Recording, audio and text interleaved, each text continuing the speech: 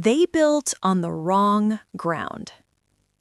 In 1973, 50 years ago, my parents had enough money to build a little ranch house in the country. The small bank in town approved the mortgage, and the bank signed a contract to give the money, I will call him Rob, to build the house. It turns out Rob was overbooking himself all over town, leaving his clueless minions to do the actual work. The build took longer and longer, with more and more work having to be ripped out and redone. Wrong color paint or nailing up some wonky trim. Here, the architect forgot to fully erase a line on the blueprints, and the framers built a wall through the bathtub. The garage door opening was framed into the living room instead of towards the driveway, and so on. When the bank's representative showed up for the final inspection, they refused to sign off. The representative became angry as the bank had paid Rob a lot of money. The representative pulled on the front doorknob, whereupon the entire door, casing included, fell on him. It had simply been wedged, not nailed, into place. The bank called Rob to supervise the work himself. The only problem was that Rob wasn't any better at building a house than his minions were. My parents still refused to sign off on the house. While this was going on, throughout the entire process, the bank and Rob treated them very poorly. My mom cried a lot. My dad got depressed.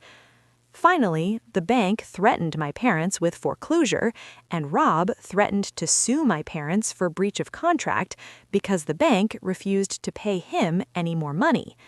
So my exhausted parents went to an attorney. His name, Thomas. He sorted through the paperwork. Then, abruptly, he smiled. "Let's get everyone together for a meeting," he told my parents. "Tomorrow." So my parents, attorney, the bank's representative, the bank's attorney, Rob, and Rob's attorney met at the bank. Thomas didn't give anyone else time to begin. He said, "Well, my clients have decided that they no longer want this house. Please remove it." Everyone else start to laugh. "Remove it? Have you lost your mind?" Thomas, in a sweeping, theatrical gesture, placed a deed on the table. "My clients own the land the house is sitting on outright. They no longer want the house. Get the house off my client's land." Rob's attorney stared at the deed and then turned and stared at Rob. "You built a house on land you don't own?" Rob nodded. The bank's attorney started yelling at the bank's representative. "You didn't finance the land the house is on?" The representative stammered. No?" Thomas said firmly, "As I said, gentlemen, you're trespassing on my client's land. I expect the house to be removed and the land returned to its original state at once." My dad said he'll remember the blank looks everyone on the other side of the table passed to one another for his whole life. Sure, the bank could foreclose on a house that wouldn't exist by the end of the week, with no way to recoup the money. They didn't even own the land it was on. Rob was out the 50% he'd paid out of pocket, plus he was on the hook for tearing down the house and removing it. On top of that, the bank would undoubtedly want him to repay the initial 50% they'd given him. Could they have gone after my parents? Sure. A foreclosure would have meant bad credit for my parents moving forward.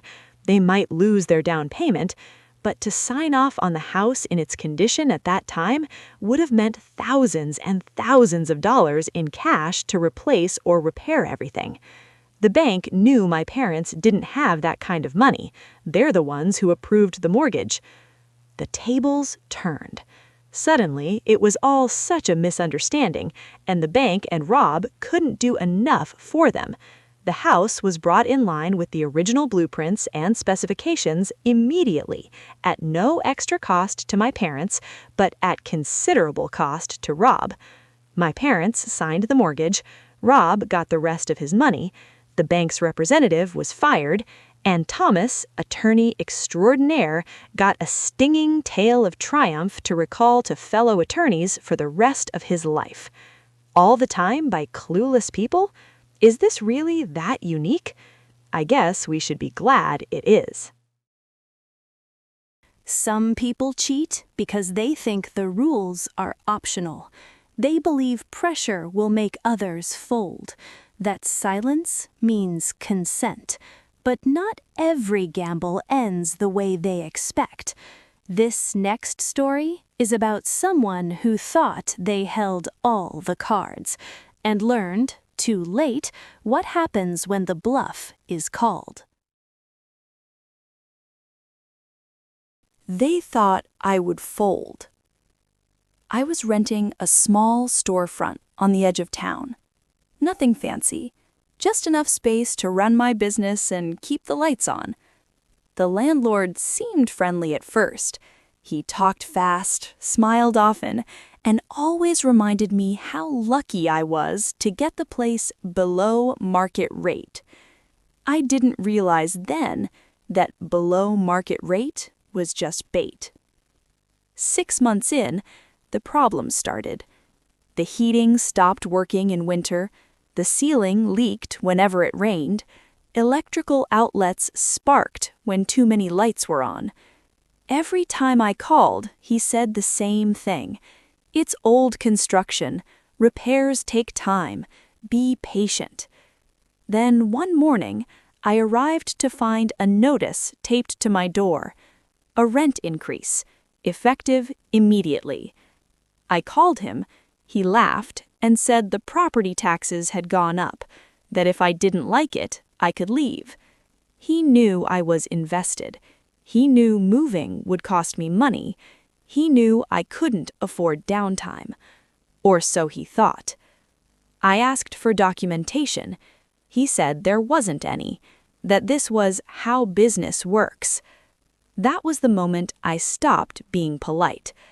I contacted the city, not to complain, just to ask a few questions about permits, about inspections, about whether a commercial unit with exposed wiring, mold behind the walls, and no functioning heat system could legally be rented at all. The inspector showed up 2 days later, then another one, then someone from the fire department. They didn't smile, they didn't argue, they shut the place down on the spot. The landlord called me in a panic. He said I had ruined him, that I had overreacted, that this could have been handled between adults. But adults don't threaten people into silence.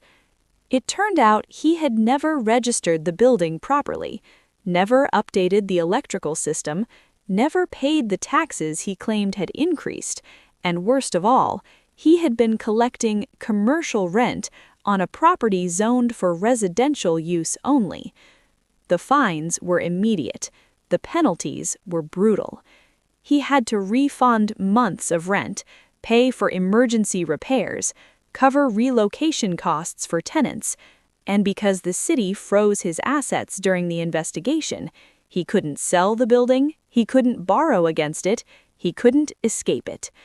He gambled on intimidation. He gambled on me being afraid. He gambled on silence. Instead, he paid. I found a new space, better location, proper permits, a landlord who understood contracts weren't suggestions. Last I heard, the old building still sits empty, wrapped in caution tape, a reminder that when you try to cheat the system, sometimes the system lets you double down and then takes everything.